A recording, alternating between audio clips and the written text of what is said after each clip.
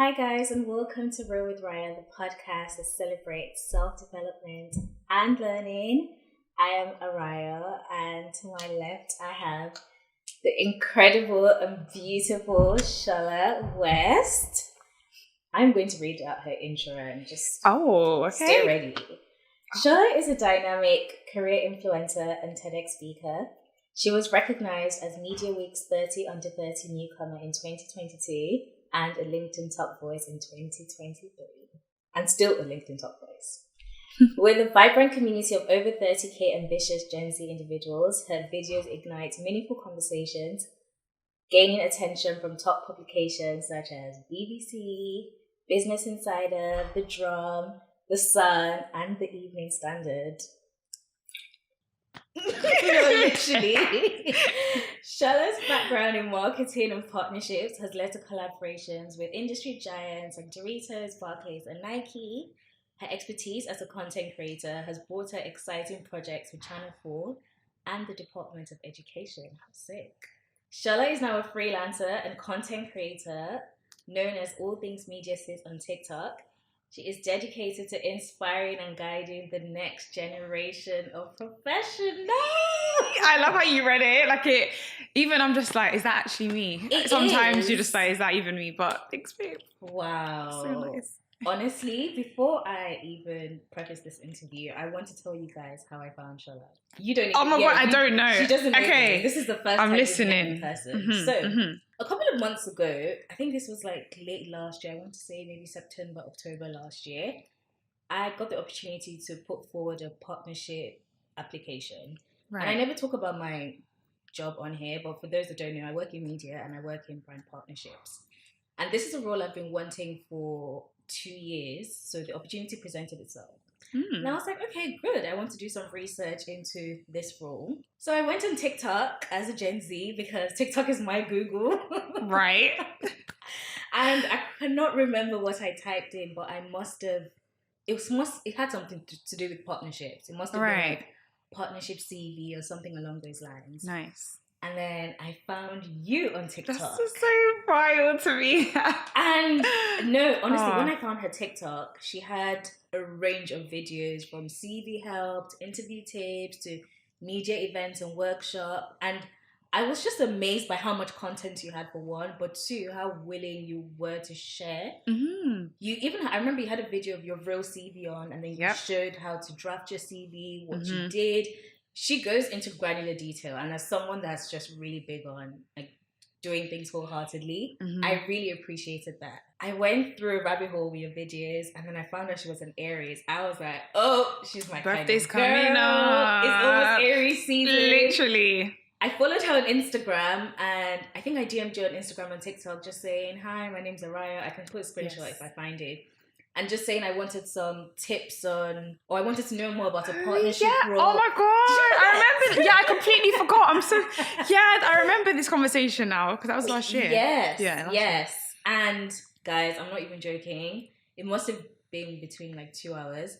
She sent me a voice note, just giving me all the details, so willing to help. And for me, having a generosity of spirit is just the realest trait anyone can have. She doesn't know me. We don't have any mutual friends. She literally was like, hey girl, this and this and this. It's the hey girl for me. Because I start every voice note like that as well. That was just how real she was and she is. And for me, I will never ever forget that because I don't know, maybe in this interview we can talk about like why I wanted a partnership role and why it was quite difficult for me to get in initially. But I will never forget that because you're so integral to my journey and you didn't know me and you didn't have to.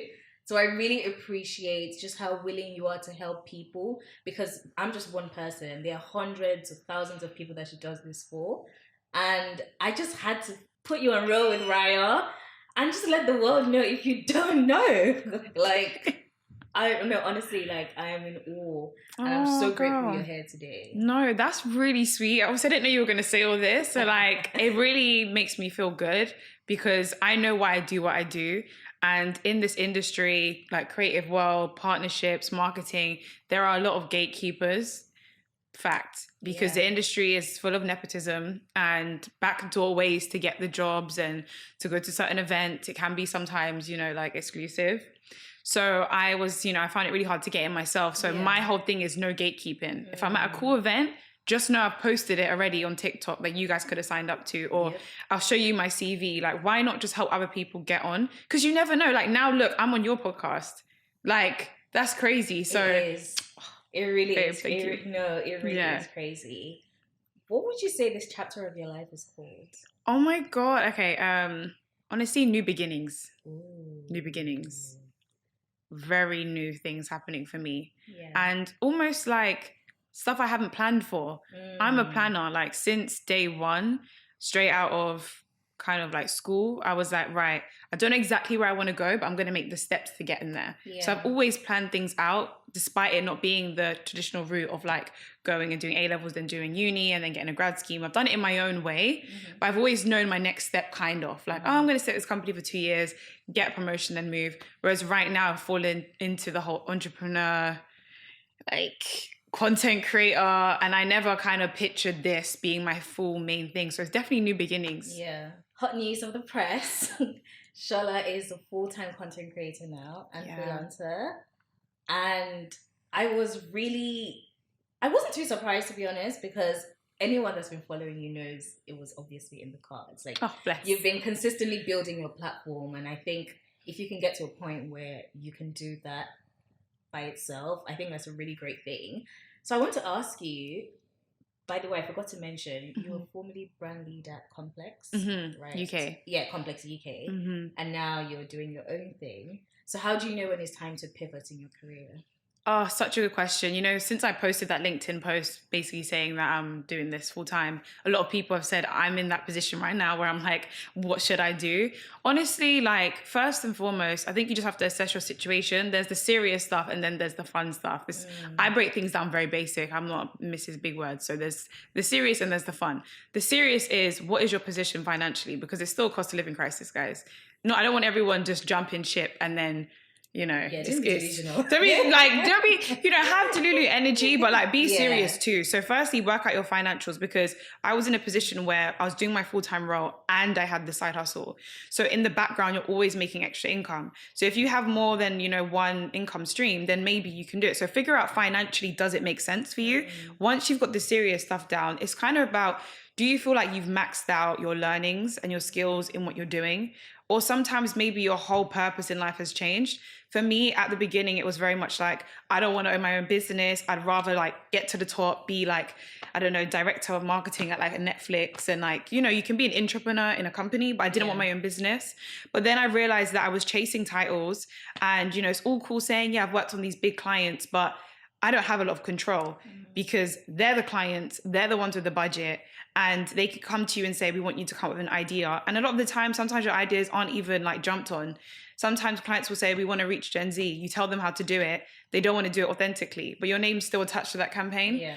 So after a while, I was like, I've learned these skills of like partnerships and marketing and all of that. And I do it on my own anyway. Why not just do it myself? Because every job I've had, I've put in 100%. That's why I've climbed the ladder so quickly. So imagine all that effort going into my own thing where I have more control. Yeah. And I'm very purpose-driven and impact first. And unfortunately, sometimes when you're in these big organizations, it's about what's going to make money, what's the targets. And we lose that sense of like purpose. Yeah. And after a while, it doesn't sit right with my spirit. So it was kind of like, on a serious note, financially, I'm able to do it. And also from like fun and like my purpose and my values, it just made the most sense right now. Doesn't mean I'm going to do it forever, but right now it just made sense. Right. And I know in your LinkedIn post, you also mentioned you would be lying if you said you were not a bit nervous. So how did you gather that courage to be like, okay, I'm going to do this? To be honest, it's speaking to like loads of people as well. So like my fiance and my mentor are like really important to me. Like speaking to them and then being like, you need to back yourself. You can do it. So having people in your ear that can like support you really, really helps when you're questioning things. But then also I'm like, if not now, then when? And I just keep saying that to myself. Give it a go. If I can financially do it, why not try? And if it doesn't work out, knowing that it's not, oh my God, you're freelancing forever, I can always go back into another 9 to 5. Absolutely. So it's like, just take the risk, and see how it goes, really. I love how you slid in Beyonce. Congratulations, girl. I know, I just slid in. Do you know, I keep saying boyfriend, and I'm like, get it right. Beyonce. Get it right, girl. Get it together, right? Do you know what I mean? So I just slid it in, but yeah. I love that. Congratulations. Thanks, babe. We'll talk about that more off camera. Okay.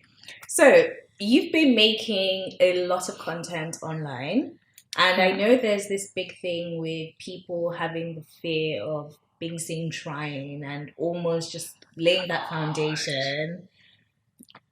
Yes. This is a topic. How have you overcome the fear of being seen trying? Because for me, I don't have that fear. Mm-hmm. And I find myself quite lucky in the sense because I can understand why that would be so... It would be so hard for you to take yourself out of that box. Yeah. And I don't know, I'm very process driven. So I love the idea of, just laying a foundation, building on top of it, doing step by step. So that's why I don't have the fear. But I also cannot say that there are times when I'm not hypercritical of myself because I know it's a big thing to put yourself out there. Like, let's face it. But for you, you've done it for longer than I have. And what would you say has been of help with overcoming the fear of being seen trying? Honestly, I think the real answer is it's the content I do. I've got to be real with you. When I was 16, I started YouTube and I was trying that for a bit, but I was in not the best of situations. Like, I went to this college where I was like, long story short, I was like one of the only black girls, and like all the girls found it and they were like making fun of me and like low-key bullied me. Yeah, so I stopped doing YouTube. Like, it was so depressing. I spoke about it on my TikTok. It's the video where I'm talking about fashion college and how toxic it was. And after that, I just had a fear of like showing up online because I was just like, people are going to think that I'm trying to be an influencer. And it's a silly mindset to have because why should you care about what other people think? But that is the truth. So for a while, I was like, I'm not doing this online stuff. Yeah. Then I moved to TikTok. And I think it's because I had a different mentality going into YouTube versus going into TikTok. When I was 16 going into YouTube, I watched a lot of YouTubers like we all did from the age of 12 to 14. Like, back then it was YouTube heavy, right? Yeah. So I was like, I want to be like them. I want to jump on and be like, guys, like, this is what I got for my birthday. This is my makeup look. I had no niche. I had no true purpose or intention. I was kind of doing it for fun, but also with a mentality of I want to be known. I want to be famous. Just a kind of kiddie mentality. Whereas with TikTok, it was more like, one day I was like, you know what? I've actually like hit my job that I want. I work in media partnerships and influencer marketing. Every time I meet someone in person, they're like, what is that? Or I want to get into it. Why not just start on TikTok? It's a platform that a lot of Gen Z are using. At the time, it wasn't really like content creators doing educational stuff. It was more like dancing and makeup. But I was like, you know what? Let me just try. So I went into it more of the vision of I want to help, I want to inspire, and I want to guide people. So don't get me wrong. There are times where you feel like, a bit cringe, but what's different now is I know the purpose. And I always think to myself, if somebody wants to think I'm trying hard, that's on them. I know I'm helping like thousands of people all the time, whether it's through your content, whether it's through my one-to-ones, whether it's platforms like this. So when you know you're helping people, it kind of overrides if somebody thinks that I'm begging it or someone thinks I'm trying to be an influencer. I just don't care because what I'm doing is truly like moving a needle, is helping people from backgrounds like mine and beyond get into the industry and talk about things that no one's talking about. So I think that's the only thing that's helped me this time around is that I know my purpose and I know how it's helping others. Whereas I had that scary mentality when I was just trying to be like cool and famous in a way. So I think just being clear on why you're doing something will help. Yeah. Because that should always override what other people think. Because I know if I was to delete my TikTok today, all those like pieces of content, even from the year before, where people will be like commenting on an old like video where it's like where to find creative jobs, that's going to be gone. There's a gap. I posted Channel 4 apprenticeships, and that video had like 400k views. And even Channel 4 were like, a lot of the people who got into the apprenticeship said they came from my TikTok. Wow. So imagine if I was to stop now because of what people think. When I'm actually making an impact in the world, I'm not going to. Yeah. So it doesn't matter how I feel in the days where I feel cringe. I still do it because I know I'm helping others. Yeah. I love that you said that, and I wholeheartedly agree.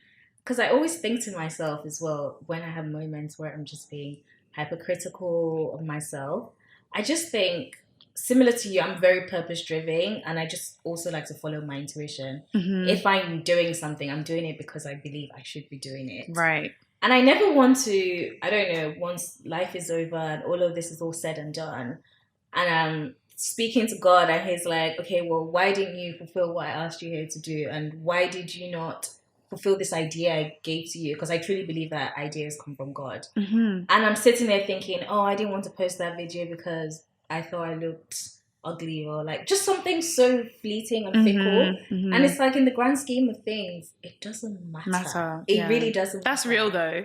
The feeling ugly. That's a real one. That's a real one, because I've noticed there's loads of different types of content creators, even in my niche of education. And there's some who I have to like clap for them. Every time they come on camera, full glam, hair's perfect, outfit's perfect, nails always done. But if you look through my videos, there's somewhere I look completely different, and I'm just being real. But then I had to say to myself, why should I only record when I'm looking my best? I'm not a makeup influencer. I'm not a beauty influencer. What I'm saying is the most powerful thing, not what I look like. So I had to get over that too, because, and then I also said, if you set a precedent of your first videos always being done up, then you're going to feel like you have to keep that up. Whereas I actually started the opposite. So it's nice sometimes when I do a bit more and then people in the comments are like, you look cute today. And I'm like, so you guys saying I don't look cute, but anyway. Oh, I love that. What has been a pivotal moment in your career that you would say has just transformed your career trajectory? Oh, that's a good one. Honestly, for me, I think it was my apprenticeship. As much as it's probably the least favorite job I did, and there were a few toxic situations I had to handle, I think I learned the most, funny enough, about people, about work culture, work politics, personal branding. And that sort of foundation then allowed me to pivot into the more senior roles. So I feel like when I was my youngest, when I was completely new to working in the city with people who don't look or sound like me or come from very different background to me, is where I learned the most. Although it was the most challenging time too. And I honestly feel like my apprenticeship's the reason why I did so well in my career. I do think if I went to uni, I don't know what I'd be doing, if I'm honest with you. So being able to have that, like, everyone's in your ear saying, you know, apprenticeship's the BTEC version of uni, and being able to stick through it and just go for it and like take control of my journey from a young age, despite what parents, family, friends are saying, and then go through the experience and learn so much. I think that was that moment where I was like, I've got this, I can do anything. So, and that's the beautiful thing about your journey. It is so unique. When I was doing more research into you, I was like, wow, I don't really know anyone else that has that same journey. So for you, so for people that don't know, Shola she didn't go to uni, she did an apprenticeship, and then you went to fashion. Did you go to fashion school before or after an apprenticeship? Yes, so I went to school, then fashion college. Instead of doing A-levels, I went to fashion college to do a diploma, because I hated GCSEs basically, and I was like, I'm not doing those for A-levels, but I enjoy fashion. So I went to fashion college called FRA and did fashion retail business, where you learn everything about fashion, like business, marketing, PR, supply chain, everything. And then from there, I went into an apprenticeship, which was in a tech startup. And the only reason I'd done that is because at the time, apprenticeships were not as popular as they are now. I could not find a fashion apprenticeship anywhere, but I knew I wanted to do marketing. So I was like, just do a marketing apprenticeship in any company, any industry, and you could always transition later. And that's where I went to the tech startup, where it was a very different environment. Wasn't for me, but I learned.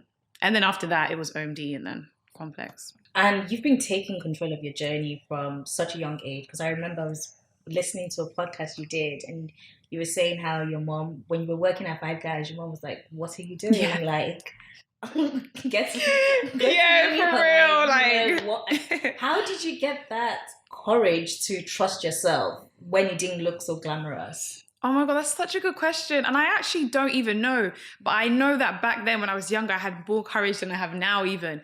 Because I remember the situation with my mum where I had just finished fashion college, and I didn't do the apprenticeship straight away because I was messing about in the sense of I couldn't find a fashion one, and I was very stubborn. And so I was working in Five Guys at the time, and she was like, you're not going to uni, you haven't found this amazing fashion apprenticeship, what are you doing with your life, sort of thing. But then I remember in college, they were forcing us to do UCAS applications for uni, and I completely refused. So I was just sitting there like to my lecturer, Jason, I was like, I'm not doing it, Jason. And he was like, so what are you going to do with your life? And I remember saying to him, I'll work it out. Like, I said it so confidently. I still remember it. And I was like, who is that? Like, I don't know how I just had that confidence to, I'll work it out. I think I don't know. I think sometimes you just have it or you don't. And I know people want to try and say, I'm just real. Some people are a little bit more driven than others. Not saying you can't be that, but I think it's just innate to me. I think maybe the environments I've grown up in and seeing certain things in a negative way and knowing that I don't want to suffer. especially like just being from Croydon and the certain things I've been through, I'm just like, there's certain things I don't want to have to face again.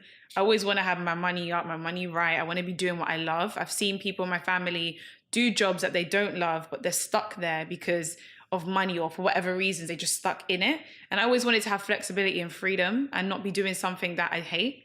So I think it's more just knowing that I want enjoyment and fulfillment more than anything else, was what was driving me at the time to, yeah, it's cool. I'll wait in Five Guys until I find the right thing. I don't mind. I'm happy to do that. Like, it wasn't glamorous. You had to clean toilets. I've said it before. People don't realize that. If you work there, you have to clean toilets. Gross. But, you know, it's just that mentality of I will do what I have to do to get to where I need to get to. And I understand that sometimes you have to take one step backwards to go 10 steps forwards. Ooh, always. Yes. And being okay with delayed gratification. That's a better word for it. No, I really love the answer you gave and what you said about being okay with taking 2 steps backwards,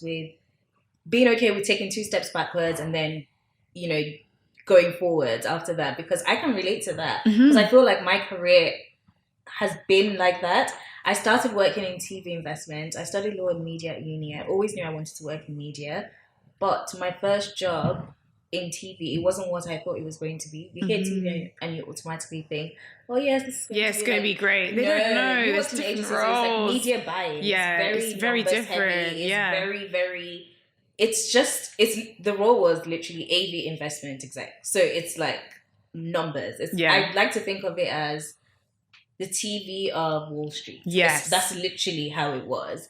And I was so miserable for the first 2 years, or even for the first year and a half until I got my promotion. I was just like, this is not what I want to do. But at the same time, I just had so many challenges at the job. I knew that this was a stepping stone towards my career. It was really, really hard, but I knew that I liked the company I worked for and I felt like I'd made a lasting impression. So I knew I wasn't necessarily ready to let go just yet. But I knew that if I had to work a different role, I would be starting all over again, which is essentially what I've done with partnerships. Yes. And it's good though, because I guess working in an agency gives you kind of know how things work. Yeah, but you've got a lot more knowledge now. It's going to benefit you, obviously. Absolutely.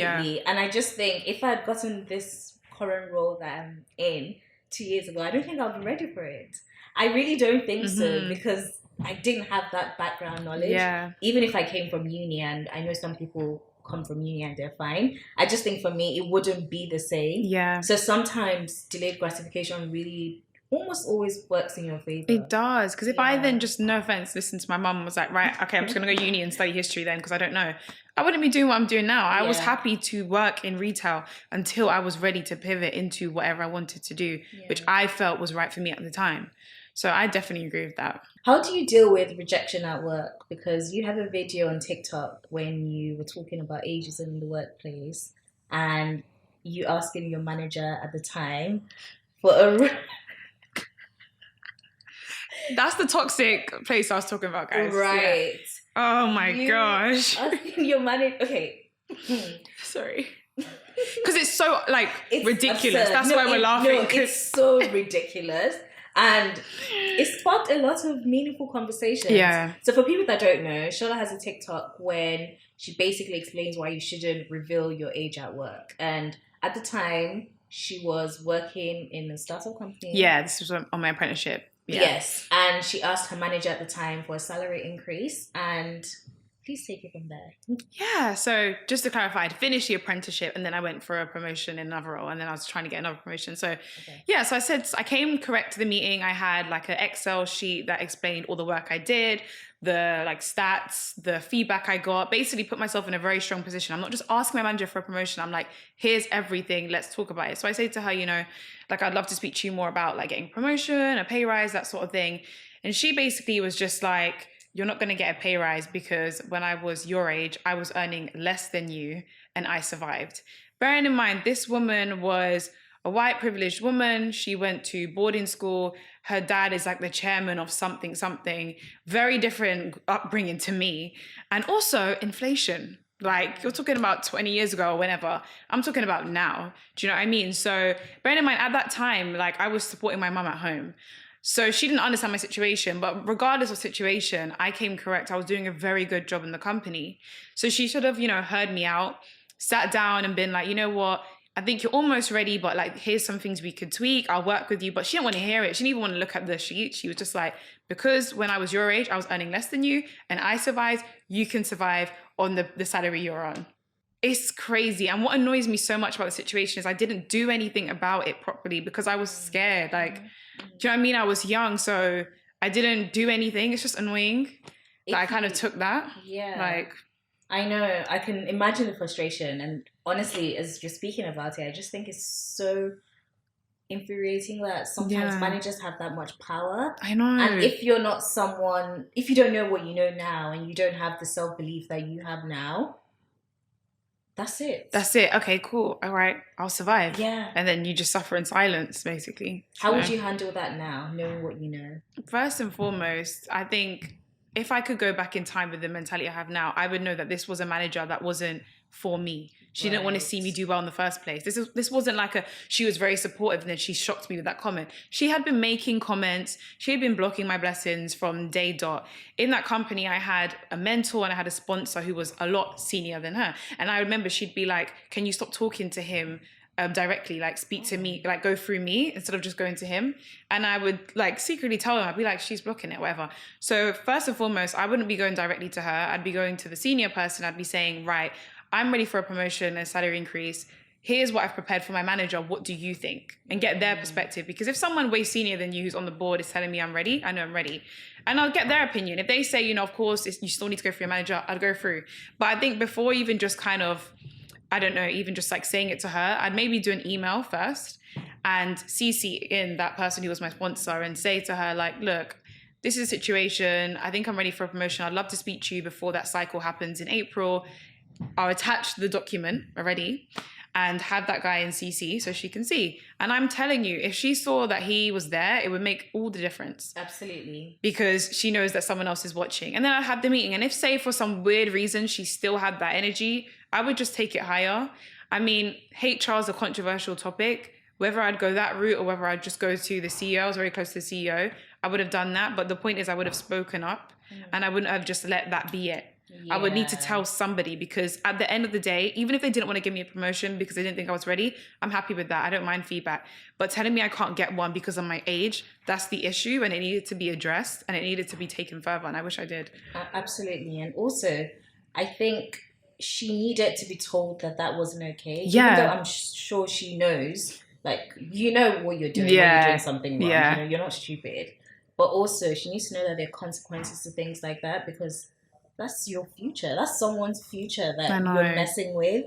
And I just think it's so ridiculous that people get to do things like that and get away with it. In quiet. And, you know what I mean? So, yeah. What do you think of the most exciting advancements in media at the moment? Oh, do you mean like campaign-wise or like I technology think just or like platform? Advancements as well with social media and being a content creator? Because one thing I love about you is that you really bridging your content creator with at the time like your 9 to 5 very seamlessly. You were very open about what you did. You were very open about where you worked, and I kind of like really admire that because up to now I'm not that public about what I do. I just kind of like to keep things mysterious separately. vibes. Not even. But that being said, now that I work in partnerships and I have an amazing manager and director, I feel so much more comfortable sharing what I do because they encourage it. They encourage creativity. When we're out with lunches with like media owners, they're like, "Oh, Araya has a podcast." And oh, that's nice. It's very, very nice. But it took me a while to be like, "Oh, actually, I can let my guard down a bit." So for you, what do you think is really exciting about the development in content creation and also just, media advancement? Yeah, I think content creation is really different now more than ever before because I think even if we go back like 5 years, we always thought of influencer marketing and influencers in a certain light. Yeah. Typically, like on the top of my head, I think of like Kim Kardashian, people with a certain body, portraying a certain lifestyle, luxury, cars, holidays, Dubai, bikinis, that sort of thing. Whereas now, I mean, I don't even call myself an influencer. I think you know that because you've not said that. I call myself a content creator, and I think that's the difference. So now there's content that's actually motivating, where we're influencing actual things, whether it's to inspire people, to put people on, to share something. I follow so many random people. I follow people who literally have pages on pregnancy. I follow people who have pages on what you need to eat to be healthy. So I feel like now we're able to consume content that is actually beneficial to our lives in ways that we haven't been able to before, because things were gatekept, or you had to know certain people, or you had to go onto YouTube. So it's nice knowing that every time I scroll on TikTok, because of my algorithm, I'm actually being fed with things that make me feel good and make me feel confident. And that's actually helpful. And then I'm doing the same on the platform, giving back too.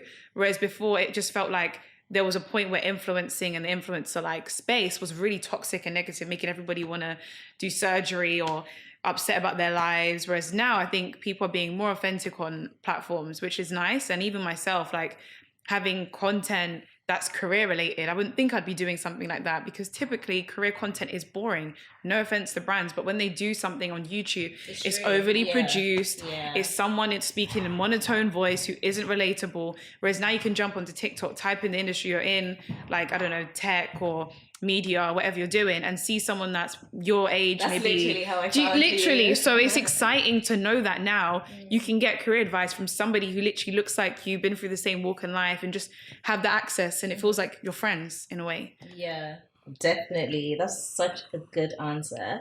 And what advice would you give to people that want to do what you do in terms of personal branding? Because this is also something I really want to know from you.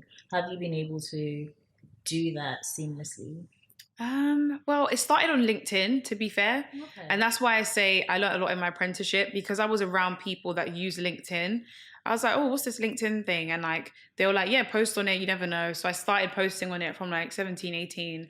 And I started noticing that what I was doing was unique on the platform, because back then as well, there wasn't really much Gen Z on the platform. Because if I was about 17, everyone else was around that age or younger or a bit older. So I was posting about apprenticeships because I was so frustrated that everybody kept saying they're the BTEC version of uni. So I wanted to show like, no, I'm not like making the teas and coffees. I'm working on some big campaigns. I'm doing amazing things. So I was doing that, and then it started to build, and I started to get people following me just because I was talking about apprenticeships. I was using the right hashtags. When things like National Apprenticeships Week would come up, they'd be like, do you want to do this article? Do you want to do this panel? Do you want to come and speak in the school?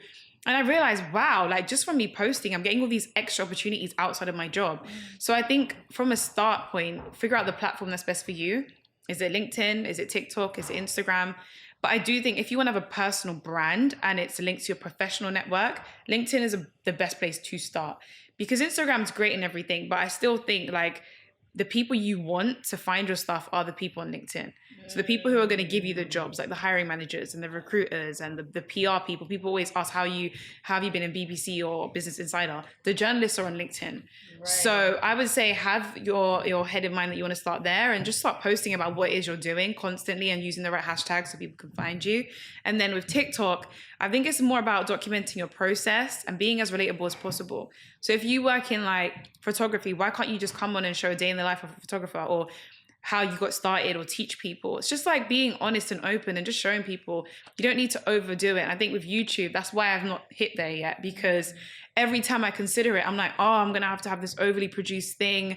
I'm going to have to really plan out my content. Whereas with TikTok, I just pick up the phone and just record. Yeah. So I think really figure out what your niche is, who you want to actually like reach. And if it's a professional network, jump on LinkedIn from now. And what you said about YouTube being overproduced, I can definitely understand why. Because the threshold for a great video now has increased to what it was, 5 years, even just 2 years ago. I think because so many people are full-time YouTube. Yes. they're full-time YouTubers. It's so funny that we can even say YouTubers. Like, I know, that's a thing now. Like, you're a Like, YouTuber. yeah, that's a job. And if someone tells me I'm a YouTuber, I know exactly what they mean. Like, you do YouTube full-time. So I can relate, and I can see why you would jump on TikTok. For me, I really don't like LinkedIn, I have to be honest. I find it very performative and just very like, I don't know. I haven't gotten into the swing of it. A lot of people say that you're not the only one, and I also thought that, but I think it's about not worrying about what other people do and do what you want to do. Because when I'm posting, like one of my posts that did the best was literally me telling people that during lockdown I was working from a suitcase and a wooden chair, and then I spent time like making more money to like build like a more office setup. And that was like really random. I was scared to post it because I was so embarrassed in the way I was living. But I thought, you know what, I'm just going to be honest. I'm going to be real, because I was tired of people saying at the beginning of lockdown, turn your camera on. When you don't know what people's background is, like we just jumped into this working from home. Not everybody has an office in their home.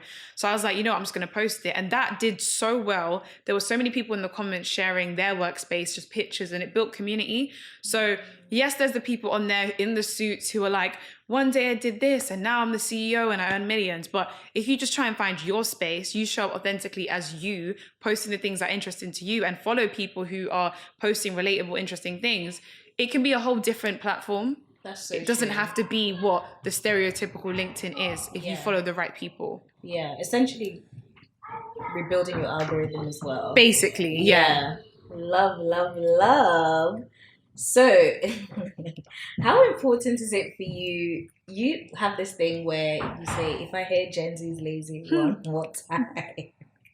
And it's even in your bio, that made me laugh so much. So how important is it for you to really spread that message and challenge that mentality? It's really important to me because, I'm sorry, firstly myself, I'm not lazy, and a lot of people I know are not lazy. You're clearly not lazy. You're here, right? On a Saturday, doing your podcasting, getting up early to come down and travel. It's just wild to me that people seem to think that Gen Z are lazy. I'm not too sure where they're getting that from, because what I can see is, right, you can get a job, doesn't matter how great it is, and the salary is not matching the inflation. So then you can't even get a house, or you've got to pick between like a house and a car and a holiday, or just surviving, just being able to buy lunch, because the prices of everything is so expensive and the salaries are not matching, meaning that you then have to think of a side hustle or some other income stream, whether it's having your own content creation or selling digital products or doing this. Like a lot of my friends I know, no one just does one job. Everyone has something else they're doing to try and make up for the money that we're lacking. So to me, it's like, how can we be lazy when we're actually the ones balancing so many different things? It's just strange to me, just because it's not in the way that, you know, boomers or more older millennials think, oh, if you're not going into the office Monday to Friday, you know, and you're working from home, that means you're lazy. No, it's not. It's just a different way of working because we've moved on. But actually, to me, it seems like we're doing the most work ever than before. Agreed. Like, we're doing so much. And then the sad part is some of us will do all of this and still have nothing to show for it because the house prices are so expensive, or, you know what I mean? We've got to be thinking about, do we want kids? Can we even afford a wedding? Like all these things that other generations were able to just do. Pop out like 3-5 kids, get married, go on holiday, have 2 houses, have a car, you know what I mean? And we're doing one thing, whereas we now have to think about this. There's so many people I know who don't even want to work in tech, but they're considering working in tech because that's high earning. Yeah. Because you see everyone jump on TikTok and be like, if you want to earn 60K, get into tech. So they really want to do fashion or something, but now they're over there just because they have to think like that. Yeah. So it's just strange to me that people would think we're lazy when we're doing so many different things. It's like, so for me, it's really important to spread that message because it's a blatant lie. It's actually a lie at this point. And thank you for definitely being the voice. Like, it annoys me so much when people jump on like Good Morning Britain and just like, oh, Gen Z are lazy. You just want clout. No, literally. Like, and I think also they can't take that we challenge some of these archaic views that they have. They can't deal with people challenging stupid messages. And it's like, I'm sorry, but if something doesn't make sense, I'm going to say it doesn't make sense. It doesn't make sense. And you need to know it doesn't make sense so you don't reinforce that message. Yeah. But I just think they can't really. Not to mention, getting a job is very hard now. Like, I remember when my mum would be like, yeah, back in the day, you just walk in and hand in our CV. No, there's like 1 million rounds now. And even then, you might not get the job. Do you know what I mean? That's just, and then loads of people are like looking for jobs, but there's not a lot of jobs on the market. Like the demand, do you know what I mean, is crazy, but the supply isn't. So it's like not on top of everything else that's going on. It's really hard to even find a job. Exactly. So people are doing overtime, we're having to have personal brands. It's not even like a want anymore. Like low-key, I really highly recommend it if you want to stand out. So we have to be doing all these extra things just to get a job. So it's like, how could we be lazy? Like I need someone to tell me. Like who wants to come and talk to me and explain, break down why Gen Z are lazy, because I'm still struggling to find what they mean. Like I don't get it. That's so funny. No, I wholeheartedly agree with you. And with everything that you've said and all the factors that we have to consider in building the life that we want, how important do you think it is for us to align ourselves with companies that actually value the same things that we value? Because I find myself quite lucky in the sense that the company I work for, I really genuinely, I love my job. I love my company. That's good. Some things could be better. Like now I have to go in on a Monday. Like everything. Mondays, yeah. And I hate that. Mm-hmm. But in the grand scheme of things, it's not a terrible place to work in. Mm-hmm. And I'm happy that some of the values that I have, my company also aligns with that. But it wasn't necessarily something I was looking for when I was applying for jobs, because I was straight out of uni. I really wanted a job. I didn't want to go to law school. So I was just kind of like, trying my luck, seeing what would fit. But in hindsight, it's something I would definitely consider if I was to move, like a new role. Mm-hmm. So for you, what advice would you give in looking for companies that align with what you want?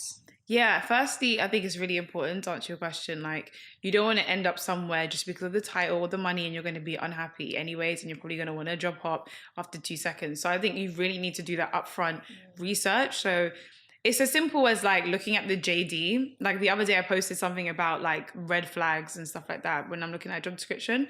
So making sure you read it carefully and you actually are happy to do everything they're saying.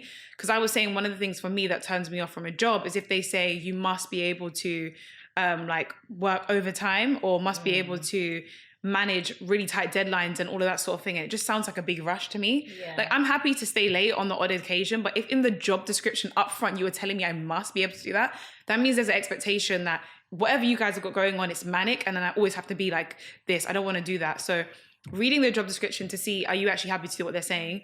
Then checking out the benefits. Do the benefits align with you? Because if they're saying you have to be in 4 days out of 5 days a week, like for me, I'm not doing that anymore. So it's like making sure they say flexible, hybrid. If you're someone who likes to travel, if they've got schemes where you can travel abroad and work there for like 3 weeks and that aligns with you, you should definitely be doing that. And then just checking like Glassdoor as well. I always recommend Glassdoor. I do as because well. that tells you, it literally tells you what you need to know. Always filter to the worst ones and just see what everyone's saying. Then filter to the mid-range and see. Because if people are saying it's really toxic, we don't have lunch break, don't go there. Do you know what I mean? Also, like go on LinkedIn and go onto the company page and then look at their photos as well. For me, it's important diversity. So if I go onto your LinkedIn page and I look at the photos or I look at everyone that works there and I'm not seeing people that look like me, I'm not going. So it's just figure out what's important to you. Like to some people, it might be hybrid working. Some people, it might be the travel aspect or diversity. But yeah, do your upfront research because you need to. That's so, so true. And what other red flags would you say for you could be on a job CV that will just turn you off? The salary's not there. Ooh, that's a good one. Because why? Like, don't tell me competitive salary. What is the salary?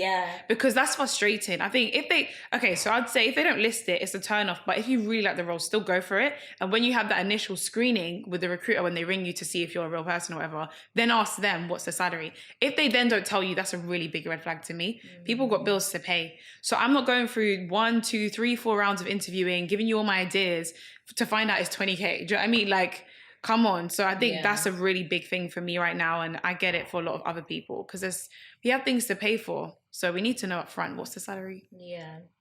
You mentioned previously about your mentor. And I think even like a couple of weeks ago, you posted, I saw you were out with him. Yeah. So how important is mentorship to you? And how did you find your mentor? Mentorship is so important. Like, I just feel like a lot of people keep saying it. And I remember when I didn't have a mentor and I'd kind of roll my eyes when everyone would say mentorship's important because I would just be like, no, like in my head, I don't know, immature mindset. I was just like, how can it really help me?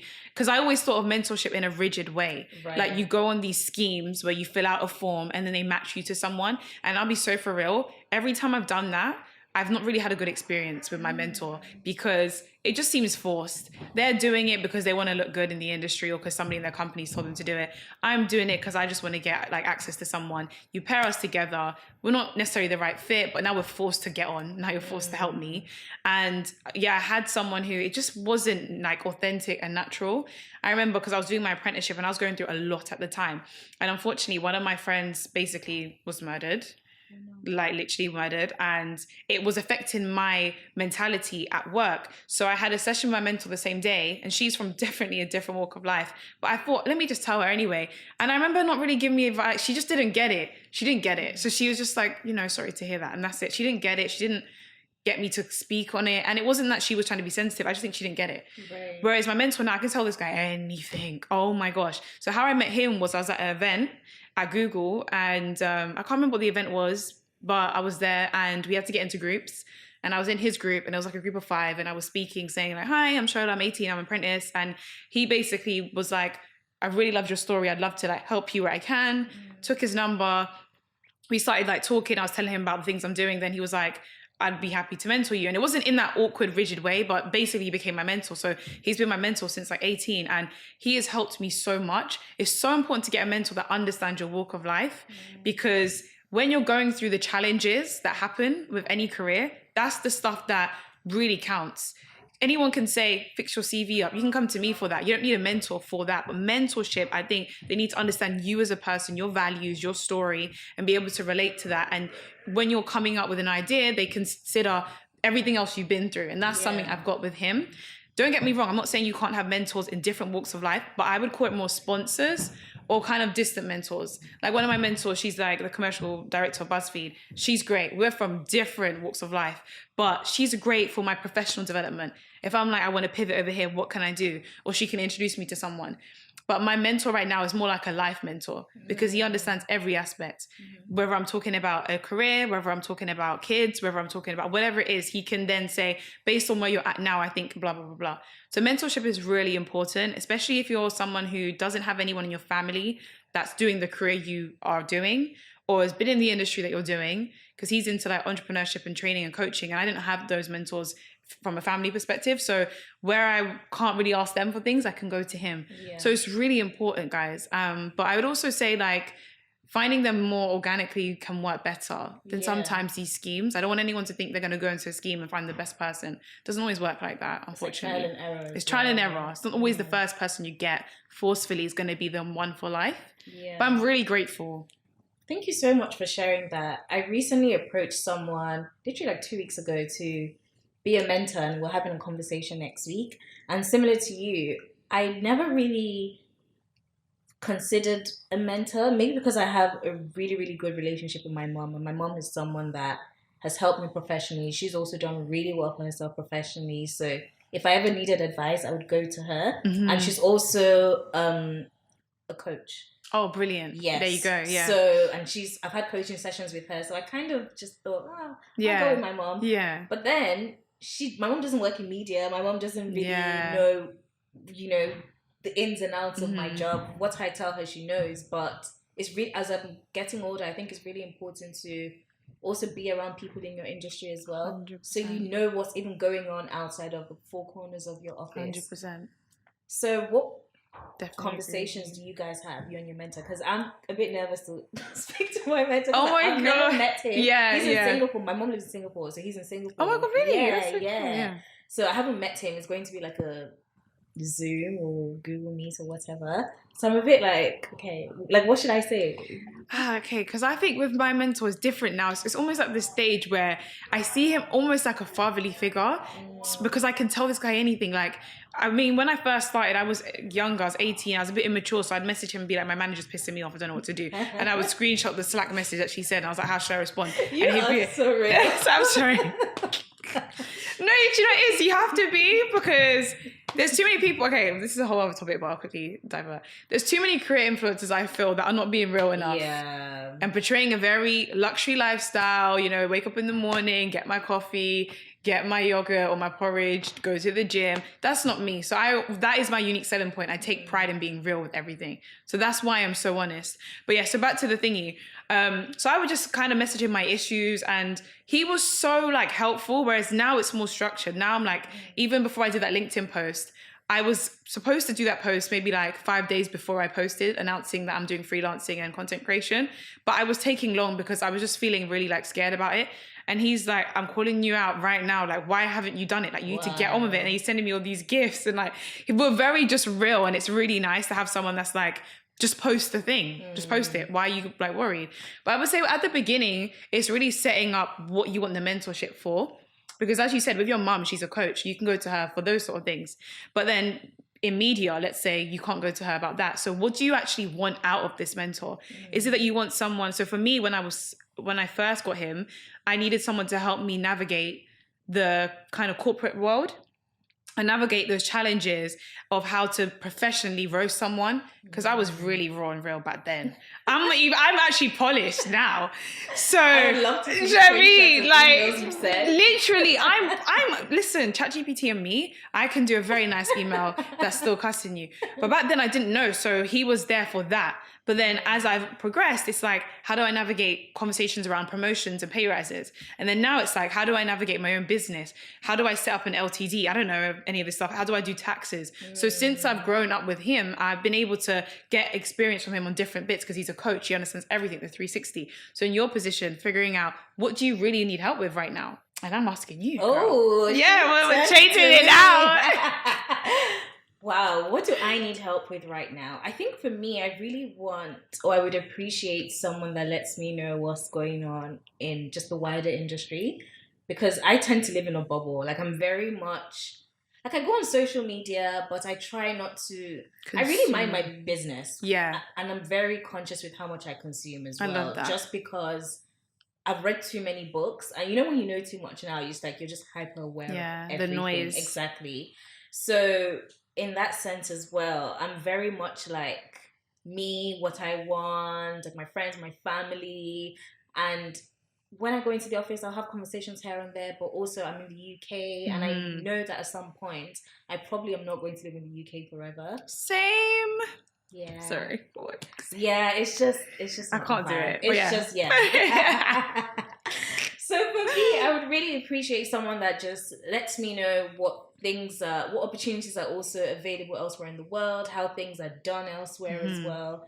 And I think also just really networking, because I love that you post events. I want to go to some of the events you post, but I don't actually go out that much for someone that's an extrovert. I really, if I'm going out with my friends. I'm not really out with people that I don't already know. So I would really love that challenge of networking in a professional way, because I'm very chill about a lot of things. So I'm just like, how do I do this without, I don't want to be too chill, because I know you're in a very senior position, so I don't know. Yeah. I think it's that then. So right now you just want to understand like the scope of the industry and potentially like what you could look like in a few years, where you could be, where you might be surrounded by. So I think it's just like in the first initial call, explaining about yourself, not just what you want, but the background history as well. So he has that kind of like context. Yeah. And then explaining what you'd want out of the actual sessions, but then also asking him what he wants to. Because I think reverse mentoring is great as well. And I always say, like, if you're trying to get something from someone, try to add value to them too. Yeah. I always say that, because I always find that when, you get to a point where so many people message you. Yeah. And the messages that I usually respond to quickly are the ones where they're like, Shola, I really need help with X, like CV or this job. But also like what you said in this video really inspired me. And like, so I know that you actually like consumed my content and you value what I'm doing first, not just coming to me asking me a straight up question. Yeah. Or, and I do photography. So if there's any time you need help with this, so I would say, ask him what he might need from you, because having someone in your pocket that's Gen Z helps those people too. Like I know my mentor can always ask me certain things about TikTok and certain things that he's not good at. So it's nice to have a two-way street. Actually. Yeah. Yeah. Thank you for that, because I didn't really think of how I could benefit him, because I view him as such a senior person. I was just thinking, oh my gosh, okay, I need to be on my P's and Q's when we have this Google Meet or whatever. next week. But you're right, reverse mentoring is so important, and it's good because then you take away that scary fear of this guy's so senior, I've got to be proper. No, but then what if he wants help from you? What if he just wants to know the real, what's going on TikTok? Do you know what I mean? As an example. So yeah, you're good, girl. I love that. I'm excited for you. Thank you, love. How do you navigate tough conversations at work when you need to have them? It never is easy, but I think I lead with honesty. And I'm so, in a way, like sometimes I'm insecure, but then for the most part, I know that if I'm raising something that's serious, I'm going to stand on business, and I'm raising it for a reason. I'm not someone to raise petty little things. So if I'm raising something and bringing something to the table, you need to listen to me because I'm coming to you for a reason. And I've definitely had to navigate a few challenging situations at work, especially working in media, where a campaign is aimed at, let's say, Black women, and somebody has got it completely wrong, or they've said something negative, and I'm the only Black woman standing there, and I know I'm not going to be the one to co-sign this, and it comes out and it goes back on me. So I've had to say it, and people don't listen, so I've had to take it further. But I think just knowing like why you're saying something, and always going about it in a professional way, and trying to empathize and be like, you know, this is a situation, you'll be fine. It's never easy though. And I also say, weigh up if it's worth it. I have to be honest with you guys. Sometimes it ain't worth it. Just saying. You know, the only reason why that challenging situation I went through, I raised it, is because this was going to be a big campaign that was going to come out. And I knew if it came out, it would be cancelled. And that's attached to me. And it wasn't going to hit or resonate with the audience. But then other small things at work where someone's just say been rude to me or like shouted at me or whatever, and I can handle it, and it wasn't worth raising, I'm not going to, because I know, you know, I'm only going to be here for a year or whatever. So just weigh up, is it worth bringing it to the table? Because sometimes you can open a can of worms, and there's so many politics at work that sometimes you raise one thing and people turn against you, try to push you out. That's stuff people don't talk about. So it's like, just make sure if you're raising something, it's because you have to. And don't just be someone who's constantly raising things, because then you'll be raising something every day. And sometimes it takes away the power of what you're raising as well. Exactly. So always pick your battles. For sure. How was that received in the instance where you had to give them feedback or have the tough conversation about you not co-signing the campaign that was about to come out? So on the actual set of the shoot, I raised it, but unfortunately my manager was kind of like, but didn't then step up to say anything to the client. I think she was maybe nervous herself. So I then took it to my director, who was really good in like championing me. She always said, if you have a point that you want to make or whatever, say it, tell me. And so she was like, what I need you to do is ring up the client and tell them. She empowered me to do that. I thought she was going to say, let's all get on a call together or get your manager. She empowered me to do it. So I think because she gave me that empowerment, I did it professionally, and they understood, and they were like, okay, cool, we'll take it down. Oh, wow. But I only think I had that confidence because she was backing me. So I knew if they started any funny business, I'm going to go to her. I've got them on my side. So it's really important to have a company where they back you too when you're navigating those challenging situations with clients. Because if your company doesn't back you, that's where it gets scary.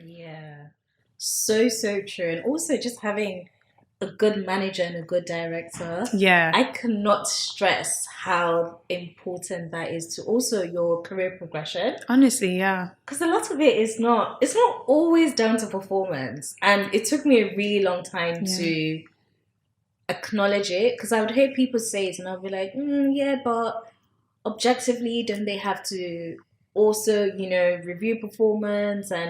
But I understand that sometimes it's really just about who you have as a manager. And that is the difference with your progression and the difference to how you enjoy your role as well. And I don't know, I feel like it's really luck and prayer, because I genuinely prayed for a good manager, because I've had a bad manager before. So I don't know, how do you think people can make sure they have a good... I have to keep it real. You actually can't make sure. There is no cheat code. If a manager doesn't want to support you fundamentally, or they're fundamentally selfish because they just care about their progression and how they look, there is nothing you can do about that. But what you can do is do stuff for yourself. So making sure you have mentors, sponsors, you get on maybe well with somebody else's manager that can champion you. You know, if they aren't someone who you do a good job and they say something about it, you say something about it. I remember with that same manager, who was weird, the toxic one about the salary thing, she never promoted the good things I did. So I would do something amazing and she wouldn't say anything. So I started doing it myself. I would document, okay, this is the thing I done. Here was the great feedback. Here were the results. And I would send it on an email to my whole team. Wow. So I'd just BCC everyone. I'd be like, hi team, I just wanted to share something I've been working on. It did really well. Here's the results. Here are some learnings that I think everybody can take. So I took control of my own career. Stop relying on managers to be the be all and end all. You put too much power into the manager, you're not going to do well. You know, if you get a good manager, great, work with them, brilliant. But if you don't, but you still love the role, you still love the company, don't let them be the reason you leave. You just have to find other people who do champion you. The truth is, the fact of life is not everyone's going to like you. Yeah. And just because someone has a manager role doesn't mean that they like you. Remember that. It just means that they're getting paid to manage. And sometimes managers aren't great because they don't have the training. Absolutely. But you can control your career, what you do, how you portray yourself. And I think one thing that really helped me was having a strong personal brand throughout my career, because it doesn't matter if my manager's keeping me quiet. Everyone knows what I'm doing. It's on LinkedIn. So it's like, doesn't matter what you're doing, honey. It doesn't matter if you don't want to support me because everybody in the company is liking my LinkedIn post. So you can just worry about yourself. Yeah. Focus on yourself. I love that. One thought I have though is I don't feel like everyone should be a manager. I think some people are specialists and that's okay. You know what? In hindsight, I think being a manager is such a huge responsibility. It is. And it's not something that should be taken lightly. People are taking it lightly, like, oh, because I've been at the company for 3 years, it's just the right next step. No, it isn't. You've not been trained. You haven't. You have no empathy. You don't have emotional you have intelligence. No personal skills, yeah. Like, yeah. I mean, for me, I knew I never wanted to be a manager. You know, I love the self-awareness. Yeah. Because now, I would never ever take, if I was to be offered the role of manager, it's not something I would take lightly because I've had a bad manager. Now I have a great manager. So I know that, oh wow, like this is a lot of work. Arguably even more than a director. That's what I'm saying. I've always said I don't want to be a manager. So luckily I've been able to just hit, kind of like grow here, grow there without having to take on the manager responsibilities because I know myself.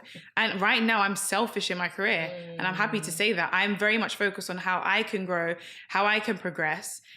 You know, I've got my side hustle that I was doing at the same time. So how can I then manage someone when I don't even know if I'm going to stay at this company for a long time? I'm focused on my TikTok. How can I really put my all into you and what you want to do when I don't know what I'm doing? So I've always been open and been like, I don't want to be a manager. I might be good at my job. I can help people. I can be someone's buddy. You know, if there's a junior person, like an intern, come to me. But manager, no. Sorry. Why are you laughing? Because you are so real. You said no.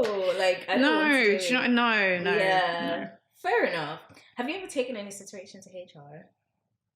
Yes, I have. Ooh, what did you take to HR? And it didn't even work. So this was, again, at that toxic place.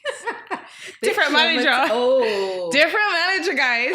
So this was during lockdown. So I'm somebody who, this is going to sound really toxic, but I'm getting better now. But at the time, because of how I've been raised, I didn't subscribe to mental health culture. I think it's just how I was raised. So basically, I was someone who was like, say, you know how because COVID, you had to work from home and it was a really hard time for everybody. It was challenging. I didn't kind of take the second to notice that maybe I was feeling a bit low and depressed. I'd ignore it. I'd shut it down. I'd always tell myself, I'm not somebody who can be depressed. I'm not sad. I'm fine. I'm always fine. Fine. But things got really hard. And actually, I realized I'm not fine. So then I was like, you know what? Let me just reach out to my manager and say to her, right now, I think I need to take half an hour away from my desk because I'm feeling really overwhelmed. I feel like I have anxiety, which was hard for me to say because I was someone who completely didn't want to talk about that. Because the way I was growing is like, you're upset, like other people have gone through so much more. Do you know what I mean? So I always had that mentality, like I can't be too upset because I have to be grateful for what I have. But that one time I felt really bad. So I said to my manager, I feel bad. Can I take half an hour off? Bearing in mind, everybody else in my team was doing this all the time. Every minute they were saying, I'm feeling like this, I'm feeling like that. So I took pride in being someone that would get on with it. But this time I let my guard down, thinking I was going to get the same support as everybody else who did that. So when I done it now, my manager was like, don't worry, Shola, I know what can cheer you up. KFC is back on Uber Eats. What? Did I say I liked KFC? So let's just break it down. I'm the one person. No, I'm not joking. I have the screenshots, honey. No. So I'm the one person in the team who's never ever said, I need a mental health break or I need to use the apps that we've got or I need a session. So if I'm saying it, take it seriously. I mean, you should be taking it seriously no matter who's saying it.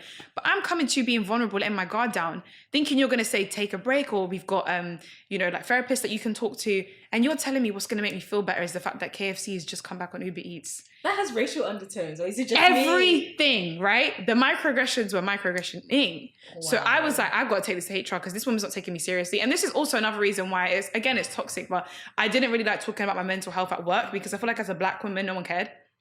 Every time that I'd raised that, no one cared. I mean, I'm being presented with KFCs back on Uber Eats, whereas when somebody else who was from a different culture would do the same thing I was doing and say to the manager, I'm feeling a bit down, they'd say, take time out, go for a walk, use a therapist app, whatever, or do some meditation. Whereas with me, that's the result. That's what I'm getting. So that's why I think I'm someone who just has my guard. I don't even really go into like mental health with people because I just feel like as a Black woman in the workplace, and it's toxic. And that's why I'm trying to say, I'm not trying to tell people to do that. Yeah. Do what you need to do. But for me, that's why my guard's been up and people wouldn't really know when I'm going through something. So anyway, I went to HR and HR was like, she was just trying to be friendly and like cheer you up. That's what she said straight up. They didn't take it seriously. I was trying to explain it's a microaggression. I never said I liked KFC. Furthermore, even if I did, I'm going through a lot in my mind right now. I thought you were going to give me some sort of suggestion. I'm a young girl. You know what I mean? I'm like 20 years old and that's what I get. So that's the one time I went to HR and then I never went to HR again because I realized that they don't always have your back, unfortunately. But I learned a lot from the situation. And like, as I got older, I started to really take my mental health seriously. And I stopped subscribing to the culture of you're fine. And I would make sure that I'd put things in place to make myself feel good. And one of the things that does make me feel good is self-care. So whether it's getting a massage, whether it is going for a walk, going to the gym, eating something that's going to make me feel good, watching Real Housewives of Potomac, like whatever it is. Do you know what I mean? I knew you. Oh my God. Girl, do you know what it is? I'll be real. Like, I feel like sometimes when we think of mental health, we always think of straight away going to a therapist. But it's something I'm still quite scared to do. So I had to figure out, what do I like to do? Actually, just sitting down and watching Real Housewives of Potomac. That's my therapy. Is my therapy. I know it sounds weird, but that's what makes me feel good because I'm like, the lifestyle they're living, I'm like, it really helps me focus on my goals and what I want. Exactly. And it's escapism, and it's escapism. Ambitious. I love that. I've got to write that down. Yeah. Oh my. Because ambitious escapism. That is basically it. No, I have to because. No, for real, because anyone that knows me and even listens to this podcast, I think I've spoken about Real Housewives so many times, or if you follow me on Twitter, I love the Real Housewives franchise. I want to have Andy Cohen on my podcast one day. Yes, that's how and he will. I don't care. Happen. Yeah, I don't but care. I am such a fan. I watch Miami, Beverly Hills, Potomac, Atlanta, New York, Dubai. Dubai's coming back. Oh my God! Sorry. Who's your fave? Yeah. Ayan. Ooh. Because she's very, I don't care what people say. Like, I think people think that she's boastful and stuff. And that's another thing with Black women. When you're confident, all of a sudden it's turned into boastful. No, she knows herself. She doesn't care what people think. And she doesn't take validation. She doesn't need validation from others. And I love that about her. Yeah. So her, for sure. Okay. Yeah, I'm excited for Device to come back. I love everything you said. I have to go say. Love Real Housewives. That's my idea of fun. Eating something, I can't even takeout as well. Just you know what I mean? It's small in my things. space, just chill, having snacks, pop crisps. Snacks, my favorite snacks. It's really the small things for me. It's really I don't really need too much, but I'm really proud of myself because I used to have such a negative perception with the word mental health, whereas now I truly have made the effort to get rid of any stereotypes or get rid of any past traumas about you're not allowed to feel sad and embrace it, you know what I mean? And always try to encourage other people to do the same. Because it's a topic that I wasn't really educated on. I had to self-educate myself anyway. Yeah. Where are you from? The country one? Oh, Jamaica. Oh, are you? Are you fully Jamaican? Yeah, both parents. Oh, okay. Yeah. I think just in Black households as well, it's not like a topic that even now that I think parents are trying to understand, it's just still not a topic that we. Yeah, it's not a topic that you grow up with. Like I remember crying, and it's like, I'll give you something to cry about. Like that's the first thing you get. There is no like, let's go to therapy. Let's get you a therapist. Let's do some meditation. Like it just isn't spoken about. Whereas I know for me, like when I become a mum, I really want to be on it. I don't want to have a negative outlet of my daughter saying to me like, oh, I feel depressed. Why are you depressed? I want to be able to really understand. So all we can do is just change the trauma, isn't it? Or change the cycles. Definitely break that cycle. For sure. So when do you know when to say no at work? Do you mean to like workload as an example? It could be workload. It could be an absurd request. It could be just you feeling like this is out of my boundaries. So when do you know when to say no? I think it's when you just feel uncomfortable. You just got to kind of like trust your gut. I think where I've said no is usually when someone's asking me to do too much and I've got a lot going on already. That was the biggest no that I had to kind of do in terms of like a non-toxic no, where just someone's like, can you pick up that? And I can't. And it's awkward because you don't want to say no, because you never should say no, but you should say no. So for example, I would be like, let me speak to my manager. I've got a lot on and I might need to reprioritize some work. How urgent is your thing? If they're like really urgent, I'll be like, right, let me speak to my manager because that's their job to help me reprioritize and speak to them and be like, should I be doing this? They'll either say, no, you need to decline that. And then I feel empowered to say, no, I spoke to my manager. I can't do this right now. If there's any issues, raise it with them. Or they'll say, yeah, that's fine. Take it, and whatever. So I think it's just like being empowered to know that you have to do what your gut feels. And in that moment, I knew if I took on that work, I was going to be behind in something. And that ultimately affects my personal brand at work because then I look like someone who can't achieve what I need to achieve. So when you're solid on what you want to do and how you want to look or be perceived or just the values you have to just say no. But there's ways to go about it, Yeah. What about if it comes from your manager? Like a request, give me an example. So, for example, let's say there's one member of the team that's off at the moment. Actually, I'll use an example my friend gave me. So I was speaking to my friend a couple of days ago, and she's new to a role. Her manager hasn't had like someone not beneath them, but level wise, she hasn't had someone that she's managing for a very long time. So she's sort of like used to just being independent with stuff and not really explaining things, but also just assuming that the person she's managing should just get it. And sometimes she would ask her person she's managing, what's the word for the person you're managing? Just say, I know what you mean. Because usually it's their their junior exec or their whatever. Yeah, so let's just say their exec for now. For lack of a better word. Yeah. So she would ask her exec to do something, in this case, my friend, and she wouldn't say how urgent it was. And sometimes she would just check in like 30 minutes later, like, have you done it? She wouldn't put a timeline on it. Yes. And my friend was just venting to me and how frustrated she was because she's also new to the role and she's getting requests left, right, and center. And she's also trying to manage her workload, but also manage the requests and manage timelines. And I was just like, wow, like at some point you need to put a stop to this because you're going to be overworked. So what advice would you give to that in that scenario? I think a really good way to stop that from happening is when the manager gives you something, you need to just be able to say, when do you want it by? Yeah. That's it. It's not even hard. Just when do you want it by? Because it's unrealistic. I hate when they do that because I experienced that as well early on in my career where, they just say, do this. And then next day they're like, where is it? And it's like, but you didn't tell me that you needed it by next day. So the best way to get around it is you just literally, the manager says, here's something for you to do. You say, when do you need it by? So I can manage priorities and everything, workload deadlines. And then, they'll say by tomorrow. Then you look at what you're doing. If there's something due by Friday, but this is due by tomorrow, you then do that. So just make sure you're clear. You always ask them when do they need it by because otherwise it's unrealistic. And I always say, if people don't give me a date, that's my last priority. I'm sorry. And because I'm quite real, I've been vocal about it. Obviously, at the beginning of my career, I wasn't. But as I started to get like a bit older and like in team meetings, I'd be like, right now I've got all these things going on. So if there isn't a date, that's going to be something I'll have to deprioritize. Like you just say it in a professional way. So come to me with a date or it's not getting done. Because as you know, there's always stuff to do in the workplace. If you don't tell me you need it by X date, then I don't know when it's due. So then it's just always going to be pushed to the back. So she should just ask the manager to say, when what dates. Simple. Love. How important has networking been in your career? It's been very important. I say that it's been important in a unique way for me, because I feel like most of my interest in networking has been via LinkedIn, so virtually in a way.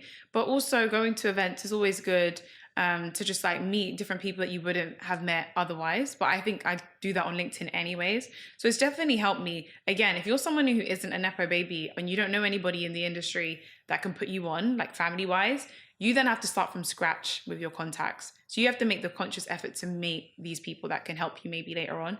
So networking is going to do that for you. So you should definitely do it. But also even finding friends.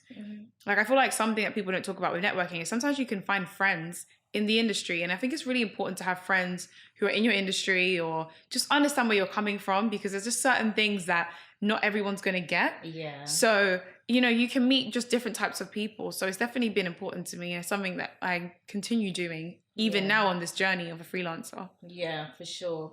Fisayo Longe, who's the founder of Kai Collective, I was listening to an interview she did, and she said something so profound that it's so important for you to network across before you network up. And I really, really believe in that, because even with this podcast, I'm more inclined to reach out to people that are already in my social circle or like my vicinity and build those genuine relationships.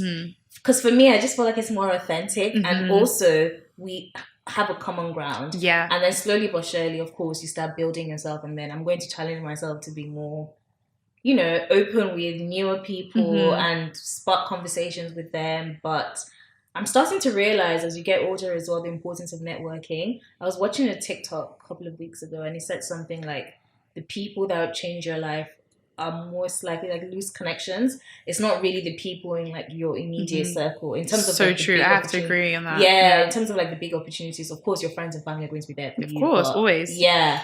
So I was just like, oh wow, that's really interesting. Like you never really know where your blessing is going to come from. So you have to keep those relationships. Definitely. Interesting. So what do you think is the most important relationship at work? Or who do you think the most important relationship is to you at work? Does that make sense? For me personally, in my own journey, it's always been someone who sits in C-suite.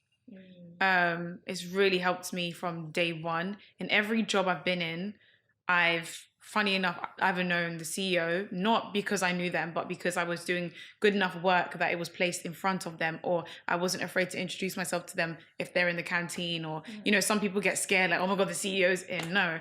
Hi, I'm Shola, like, so I'm working on, you need to know who I am. Yeah. So those are the people that have always helped me out, like C-suite level, so director and above, because when it comes to promotions, when it comes to pay rises, having them in your corner can really help. Also, they give you extra opportunities to do outside of your day-to-day role. So like at OMD, the CEO gave me the opportunity to pitch for Agency of the Year, and being part of that pitch, and then we won, helped me with my career development and being seen in the industry, which then helped me get that mentor at BuzzFeed because she was one of the judges. So having people that are senior who typically aren't involved in the day-to-day politics because they just want people that are going to work hard to, you know, so the organization can do well. They're the people you want. Managers, you have to understand that they might be there for now and then be gone in 2 weeks or be gone in a month. You don't know what their intentions are, right? They might just be there to get a salary increase and then bounce so they can move to director. Whereas typically people who are on the C-suite level are in the organization for a long time. They want the best for the organization. So they're not here for the politics. They just want people who can work hard, do a good job. And if you're doing that and you introduce yourself and they get to know you, they'll hear more about your story and they might be able to put you on to different things. So for me, those are the relationships I value the most at work. I love that. It's so true though, because also they have the voice. They are the change makers. They're the ones that can pick you up. Like even in the apprenticeship, the one who was my sponsor, the guy at the time, he's the reason I was even able to move teams into the partnerships team. Same way at OMD, the CEO was really one of the reasons why I was able to change my job title into something like a GenZ role, because I told her like all the stuff I'm doing. So usually it's these people that can really make the movements. Yeah. So if you're serious, because obviously I didn't think I was going to do entrepreneurship, I thought I was going to climb. So if you're serious about climbing, you have to be strategic with relationships. Don't think you're being fake. Don't think you're being crafty. It's not about that. It's your job at the end of the day. You know what I mean? Everyone's got a motive, whether it's money, to make friends, to whatever. So, you know, for me, it was getting to know the senior people who are actually going to help me in my career. Yeah. you've really made me reflect on what my motive is at work. Yeah. Because I love my job now, and I feel such a sense of relief to say that, because for a long time I didn't. Mm-hmm. That I've almost been like, I know I want to work on amazing partnerships and I'm always going to give 110%. But I think ultimately, after this conversation, I'm going to think, what actually do I want from the people around me as well in the organization? Because it's a blessing to have access when you do. Like, not everyone has that. And Exactly. you never really know, like we said earlier on, what outcome that connection will bring. Exactly. And even joining groups outside of day-to-day is good. Like if there's a women's network, or if there's a mental health network, or POC network, going and doing those things outside of your immediate team is good. I always think try and build relationships with people outside of your team. It's always good to have somebody in that team that's like, yeah, I worked with Shola and she's great. You want loads of little whisperers that say good things about you, because they might be in rooms that you're not in. Yeah. So I would say really try and branch out, because one thing about a lot of teams I've worked in, they always stick together. They'll go together like for lunch as a team, whereas I'm always like I'm going to lunch with that team. I'm going over there. I'm going to that event with them. I've always, and like I remember someone in my team was like, "You have so many friends at the job," and I was like, "Yeah, I guess I do," but I didn't really see it like that. But I think it's important. Trust me. Like if anyone's listening and you're early in your career, make friends outside of your team. It will benefit you. Trust me. What is your ultimate goal with all the work that you do? Are there any paperwork you're trying to shift? What do you think is your bigger purpose? Oh, that's a good question. That's a really good question. Right now, it's about helping as many people. And you're doing a beautiful job. Thank you, girl. Honestly, I cannot wait to just see everything you do, because I know you're going to do such amazing things. And I just know I just see it, you know? Okay, great. Yeah. I'm glad. Thank you. For sure. Last question. I always ask my guests 4 questions that are inspired by the Japanese concept called Ikigai. It's in my logo. So the idea is it's a Venn diagram, and there are 4 circles, and if you work on those 4 circles, it contributes to your purpose. Okay. But really quickly, you can just you can just make it quick. Okay. What do you love? This is hard. I know, trust me. When people ask me as well. So I was like, what? I wasn't expecting that. What I love? Making an impact. Oh, I love that. What can you be paid for outside of what you do? That's really hard. No pressure, girl. Oh my God, that's really hard to answer that like that. Outside of what I already do, because I feel like I get paid to do everything that I do. I know, that's right. Which is good, actually. Yeah, that's good. Finally, I feel in that way. That shows that you are fulfilling a purpose. Yeah. If people want help with starting TikToks, ooh, I don't do that. So if someone if a career content creator is like, right, I work in law, I want to do what you're doing in my niche, help me. People could pay me for that. I don't offer that as a service, but yeah, I could do that. What do you think the world needs? More peace right now. Yeah. Everything is hectic, toxic, crazy, a bit negative. Hearing that the UK is the second most depressing place. We just need some peace. Yeah. There's wars going on. There's global. It's too much. It's always headache. We just need some peace right now. Yeah, agreed. What are you good at? Talking to people. Yeah, for sure. I mean, she's on a podcast. I love talking to people. Yeah. And building genuine connections. That's what's key. Because people can talk and then just talk about themselves, or not really add value, or be fake, or be a people pleaser. But I think I do it really good, authentically. And I'm conscious of what I'm giving to other people and the value I can add. So interpersonal skills. Oh, I love that. That's it for me. Thank you so much for coming on my podcast. Yay. You didn't have to, but you did. You showed up, you showed out, you gave such great advice, and honestly, it was such I knew it was going to be good, to be honest. Yay, but glad. It was such a pleasure to have you on. Thank you guys. Thank you for watching. Thank you guys for watching. Please like, comment, share, subscribe, all that good stuff. And please follow Shola West on Instagram and All Things Media Sis. Yes, All Things Media Sis on TikTok, and then Shola West on Instagram and LinkedIn. Amazing. I'll put it in the description box, and it'll also be on the screen. I love you guys. Thank you for watching, and I'll see you in my next one.